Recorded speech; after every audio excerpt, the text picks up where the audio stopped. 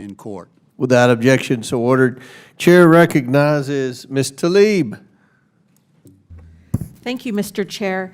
To all the witnesses, all of our governors, thank you for being here. I want to start with questions, just really quick, yes or no. Do you believe in due process for everyone, no matter their immigration status? I do. I do.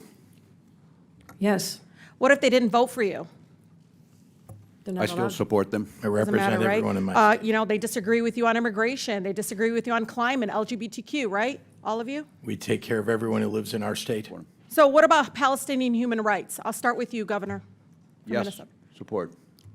Human rights for everyone, yes. Do you believe they Palestinians. deserve due process, even if you disagreed with them on Palestinian human rights position? Yes. Governor? Yes, we have, and by the way, we have Well, the Governor largest Hochul- Palestinian American population. Oh, I know. in the I'm aware of country. that, Okay, sir. yes, ma'am. Governor Hochul, how about you? Yes, we do. Your constituent Mahmoud Khalil is still in ICE detention. Are you aware of him? Very much so, and I'm hoping he's returned home on Friday because Yeah, he we're has been working on den- that. he So has been he's a legal denied due permanent resident. process. I know, this is important. He's a legal permanent resident. He was kidnapped over 3 months ago. And, you know, one of the things I want to do is, if I may, Chairman, submit for the record a letter from Mahmoud Khalil to his son, who was born while he was kidnapped and illegally detained by our country. Without objection, so ordered. I'm going to read a little bit from what he said what he wrote to his son. Quote, I waited on the other line, end of the phone, as your mother labored to bring you into this world. I listened to your pain breaths. Do you understand they had to put the phone next to his wife birthing his child while he was illegally detained?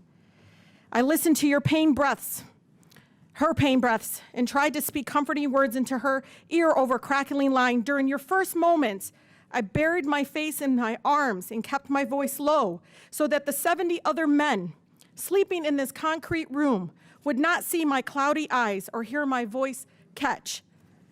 The cruelty of what is happening in our country. Everyone, to all my colleagues, should understand the human toll of separation of families. Read this letter, take a moment. And maybe Governor Hochul, sometimes I feel like because he's Palestinian, you didn't speak up enough.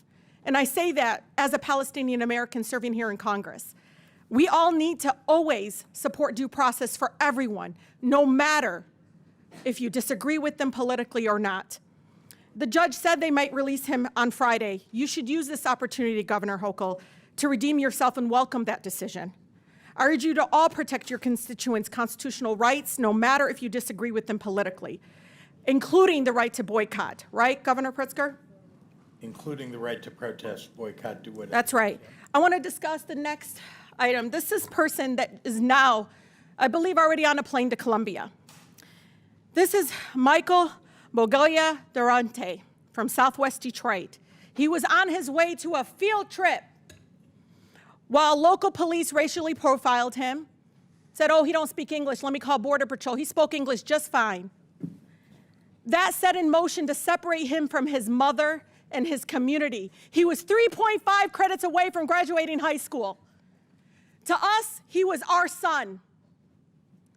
Our son. He was not a criminal.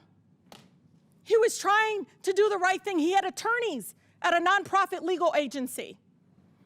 And you know, governors, I think about him and his trip, and he's there, and he's with all his friends, and he's trying to experience this beautiful thing that we all have experienced.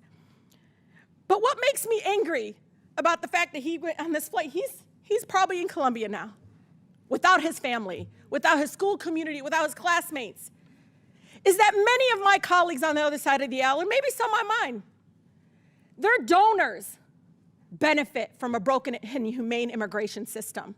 The President of the United States benefited financially and personally by having a broken immigration system that keeps our immigrant neighbors in a broken system that doesn't allow them to come out of the shadows. Why? Because that's cheap labor. Let's be honest.